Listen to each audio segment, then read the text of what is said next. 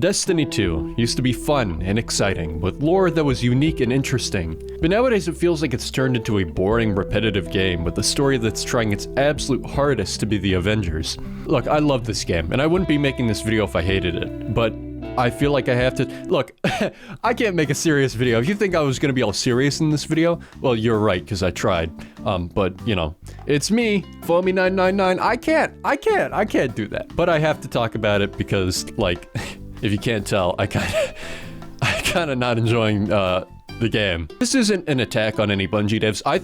Look, Bungie devs, I think you're fantastic. You know, I think you're fantastic. So please don't take it in a way that don't think I'm attacking you. If anybody watching this video is gonna go and attack Bungie devs, don't. If you attack devs, you're a fucking loser. You're a bitch. It's a video game, you fucking moron. You Nimrod. Anyways, let's begin. I'm over here stroking my- I used to be a big fan of the story of the game, and I'm still a big lore fanatic. I used to get on every Tuesday and play the story right at reset. Nowadays though, I don't. I'm just not interested. It doesn't feel impactful. I don't care enough. I haven't gotten a reason to care other than the witness is going to end the universe. Other than that though, there's nothing. And by nothing, like there's just no reason to care about the witness. Imagine if the universe was getting more and more unstable. Cracks in reality started showing or something. Anything, just to give some sort of urgency. There's no visual indicators other than the traveler with the portal. Just hearing it in the dialogue isn't going to make me feel any sort of way. It feels like I don't trust the character saying it because there's no direct visual or substantial gameplay indicator other than what's already in the uninteresting seasonal story quest that makes me feel the same urgency. Like they're going on and on about like, oh, the witness is going to end the universe. And I'm looking around like, are you sure?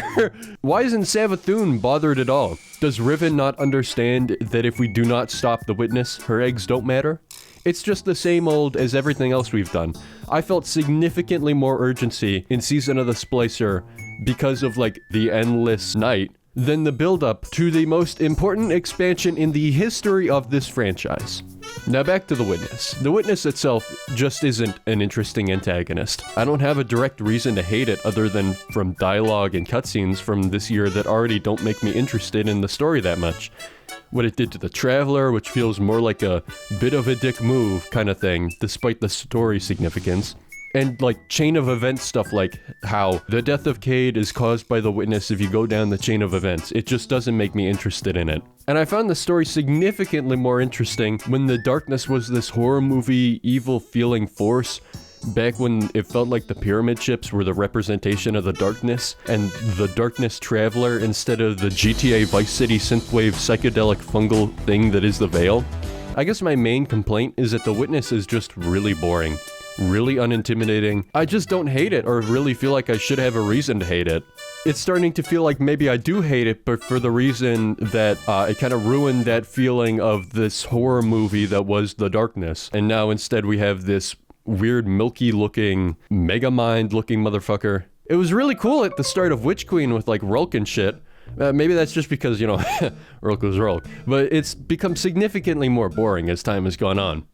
My next grievance about the story is that the dialogue and some character writing just isn't that great in my opinion. For example, the character writing. It feels like we went from Crow being really awkward, knowing he's Mara's brother, to them being best of siblings, like from the last time we saw them to now. It felt like there was no character progressions. I'm sure there were like lore cards detailing it, but it really feels like a story that should have been in the game. Same with the rest of the final cutscene from Season of the Witch. Overall, like, lore cards are significantly more interesting than the story shown in gameplay. And I get why that is.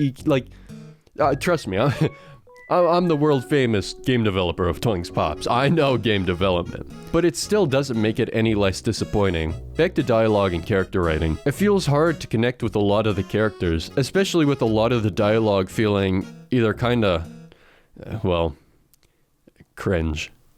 Or just not really something a person would say. We need not. I get that kind of dialogue for like Mara because she's a queen and all, but for people like Osiris, I just don't really like it. I mean, to be fair with Mara, I feel like they're not going in enough with like the sass or like the kind of royalty of it because she's a literal queen. But for like people like Osiris, I just don't really like it. I know some people will disagree, but I feel like the game would maybe benefit from having the characters swear a little bit. Not all the time, but it would add some sort of weight or significance, like Ikora in Forsaken. And then we will mount the head of that son of a bitch on his precious throne. Like, that's fucking fire. Like, that is absolutely fucking fire. Where has that dialogue writing went? Their ESRB rating already says language, and it's not like they're adding Lamar from GTA 5. Wow, I'm mentioning Rockstar Games a lot. Like, Gambit would be way cooler if the Drifter said some shit like when somebody else invaded. Okay, this is getting out of hand. TLDR. Dialogue is kind of cringe, and characters feel hard to connect to, and it doesn't feel like there's enough weight in dialogue or in the story, and the Witness is a very boring character, and I don't really have a reason to hate it, and I feel like there needs to be more visual indicators, like make it look like the fucking Fortnite, like, Rift event or some shit, you know what I mean? When Lightfall came out, Buildcrafting got a complete rework. It took what was before and simplified it. The idea behind this was to make it easier to understand for new players and make Buildcrafting in the mod system more straightforward. Good idea. The only problem is that what we ended up with is boring and a shell of its former self. What was once a system that allowed you to create a bunch of different builds that all did different things is now effectively only a system to get ability energy back or heal or protect you with only a few side functionalities. Those side functionalities are pretty much just the font mods and the finisher mods, which don't do anything substantial or interesting besides like special ammo finisher or like increases like a stat when you have armor charge. Mods just don't feel unique enough. The only mod, including non-armor charge mods, that feels interesting or unique compared to the rest that I can think of right now is Lucent Blades. Everything else is either a part of a Finder, a Siphon, Scavenger, Unflinching, or another large group of the same mod for different elements. That or they're mods that heal or protect you, or for getting your abilities faster. It's just not interesting. I will note that some of the old mods are now subclass fragments, but that still doesn't make up for the tons of mods that we lost or the lackluster system that we have now. Mods like Surprise Attack, High Energy Fire, Reactive Pulse have been removed for a worse mod, or made a fragment or completely removed. High Energy Fire was basically what we have now with Surge mods, but it was only one mod for a 20% buff to all weapons. You couldn't stack it though, but it was literally one mod, 20% damage buff. It was basically the first tier of damage buffs for mods. Then you had Font of Might, which did stack, and it was like a better version of the current Surge mods. The only caveat was that it was a bit harder to proc because you needed elemental wells of the right element instead of orbs. That made it feel unique compared to this weird half and half thing we have going on currently. It made it feel more diverse, more interesting. The worst part about Surge mods, however, is that they use a sort of universal damage buff that they're now putting on just about every exotic armor piece that gives a damage buff, making those exotics feel like only just you could use this instead of Surge mods. Cool idea for one piece of armor. If only you weren't doing that to all exotic armor that gives a buff. It makes builds so boring and waters down exotics significantly. They don't feel exotic anymore because I can do the exact same thing without it, and better. They're not unique. The only ones worth running are exotics that give like a ×4 surge like Foe Tracer. Lastly, I will never understand why they removed Warmind Cell mods. Even if they didn't fit with the current mod system or whatever, you could have just reworked them to be Tankle mods and made those significantly less boring. They were fun and made fun builds. Tankles basically work the same way. I don't think I'll ever understand this decision. People are not going to like this take. Subclass 3.0 is one of the worst things to happen to Destiny 2. It ruined class identity and made power creep significantly more severe. Okay, I might be being a little bit overdramatic, but I do think that Subclass 3.0 was really bad. I'm not gonna lie, Warlocks got their class identity absolutely demolished. They're now just the Well of Radiance and Sword of Movement class.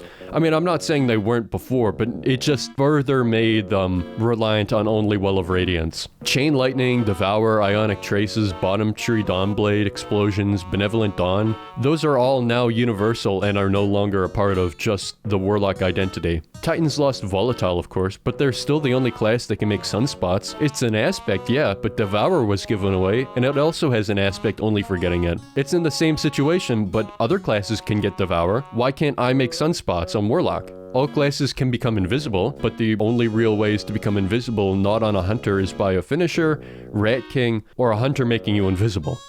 So basically, hunters are still the only invis class. Look, I'm not saying titans and hunters should have all these things become unique. I'm saying that they shouldn't have become so universal in general for Warlock or for like volatile or whatever. Oh, well, maybe volatile. I don't think everything should have not became unique. I think a better way that they could have done Subclass 3.0 is just made it so it was the old tree system, but you could make your own custom tree from the old tree nodes. Maybe updated them with some Subclass 3.0 verbs like Scorch, Ignitions, and like Jolt or whatever. And then maybe added a few new nodes. But I think that would have been a much better option, is just to be able to make your own custom tree, because those old nodes were interesting and unique. You know, I like a lot of the subclass verbs, but Restoration is one that has made power creep go through the roof. That, along with the resilience changes, made us basically unkillable for a solid while after it was implemented. Even now, we're still extremely tanky, well over a year after it came out. Destiny 2 feels boring because it feels like there's never anything new besides a few small things and quality of life changes. Sure, there's stuff like Tormentors that's new, but they're not in anything besides Lightfall and a few seasonal related things and maybe like a strike or two. They're not even in the strike that came with Lightfall. The biggest new thing has been Strand and like Grapple, but that's an exception to this. I think that that's fantastic. Otherwise though, there's nothing really that feels like it's fully pushed the boundary of Destiny 2. Neomuna I thought was going to do that because I thought it was going to be like a very vertical destination, but it's just like we're in the outskirts of the city and it has the lowest height limit in the entire game for like any destination pretty much. Like I feel like this is not what I was advertised. It's just a really disappointing destination. Like imagine if you could go like through the buildings. It feels like the same old thing, just colored neon. Fishing is like another exception. I want to see more stuff like that. Stuff that doesn't feel like Destiny. Because if the boundary isn't pushed, the game gets boring and stale. I can usually predict dungeons and raids now. 4 raid encounters with 2 bosses and 2 non-boss encounters. Because that's what every new raid has been since Garden of Salvation. And Garden of Salvation came out 3 years ago. Dungeons are a bit less predictable, but are still only 3 encounters for all of them. Exotic missions, secret or not, have lost their charm because we get them just about every season. And like, I know it's weird for me complaining about exotic missions and like getting content, but when it's such a formulaic thing, every season feels the same and you know what to expect and stuff loses its charm and it feels like there's no like innovation. Like maybe instead of an exotic mission, give us something new. I think the coil is like a fantastic kind of thing that's I think feels kind of fresh and new. Maybe not as much as I had hoped, but like it feels kind of new. But pretty much every exotic mission, especially the new one, just doesn't feel interesting or new or unique. Every season feels the same formula, but considering episodes are coming to replace seasons, I feel like the point isn't as valid anymore, and I'm probably not going to really talk about it here. Even expansions I can predict. 1 strike, 2 if we're lucky, raid with the same predictions as usual, a destination with 3 main zones, and a destination activity. 4 exotic weapons, 6 exotic armor pieces. It's all so formulaic.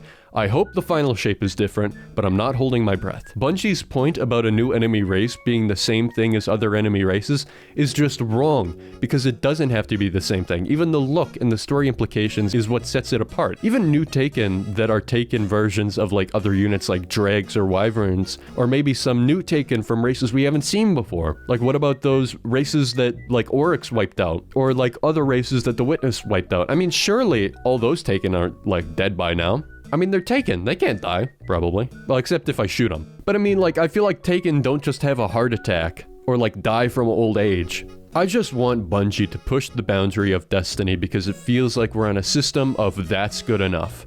Once again, none of this is an attack on anyone at Bungie, and I'm sure the devs working on Destiny want to really innovate on it because they have before. And I see things that come out that are cool as shit and are interesting, but I just feel like so many areas of the game just are unbelievably stale and are just same old and are just not being pushed to a level of beyond Destiny.